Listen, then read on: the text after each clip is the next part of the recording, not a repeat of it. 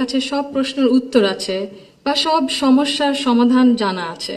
তবু আমি বিশ্বাস করি নিজের ছোট্ট জায়গা থেকেও সমাজের জন্য, দেশের জন্য কিছু করার আন্তরিকতা আমাদের সবার মধ্যে থাকা উচিত। ভিন্নতা নিয়ে একসাথে কথা বলছি, একের পর এক শুনছি, এটাই গণতন্ত্রের আসল সৌন্দর্য। আজ আমরা যারা এখানে উপস্থিত, আমরা সবাই একরকম নয়।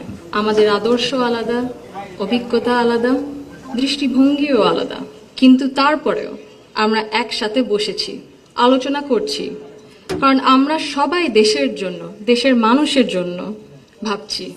আর এই ভিন্নতা নিয়ে একসাথে কথা বলছি, একের পর এক শুনছি, এটাই গণতন্ত্রের আসল সৌন্দর্য। আমার আগে যারা সম্মানিত প্যানেলিস্টরা কথা বলেছেন, তাদের সবাইকে আন্তরিক ধন্যবাদ জানাই। আপনারা অনেক কিছু বলেছেন, হয়তো বা আমিও বলে ফেলবো। সো আমাদের একটা মাইন্ডসেটে আই থিঙ্ক সিমিলারিটি আছে। আমার খুব ভালো লেগেছে শুনে। আমি আজ এখানে দাঁড়িয়েছি ভিন্ন এক অনুভূতি ও আবেগ নিয়ে। বাংলাদেশের এই পলিসি লেভেলটায় আমার প্রথম বক্তব্য এটা। আমি এমন কেউ নয় যার কাছে সব প্রশ্নের উত্তর আছে বা সব সমস্যার সমাধান জানা আছে।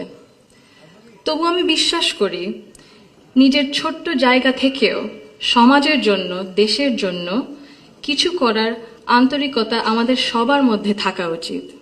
আজ আমি এসেছি শুধু শুনতে, শিখতে এবং একসাথে কাজ করার মনোভাব